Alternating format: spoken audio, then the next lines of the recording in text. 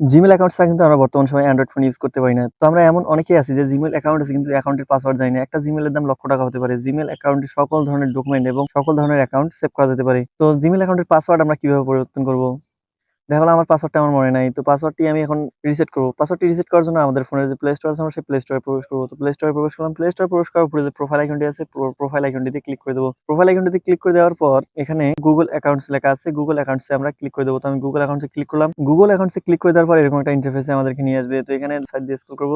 Side দিয়ে scroll করার পর এখানে লেখা আছে সিকিউরিটি। আপনারা দেখে থাকবেন যে সিকিউরিটি লেখা আছে। এই সিকিউরিটিতে ক্লিক করে দিবেন। সিকিউরিটিতে ক্লিক করে দেওয়ার পর একটু স্ক্রল করব আমরা একটু স্ক্রল করব। স্ক্রল করার পর এখানে দেখতে পাবেন লেখা আছে পাসওয়ার্ড। পাসওয়ার্ডে ক্লিক করে দেওয়ার পর আমাদেরকে এমন একটা ইন্টারফেসে নিয়ে আসবে। তো ফরগেট পাসওয়ার্ডে ক্লিক করে দিবেন। তো আমি ফরগেট পাসওয়ার্ডে ক্লিক করলাম। এখানে কন্টিনিউ ক্লিক করে ফোনের পিনটি দিয়ে দিবেন।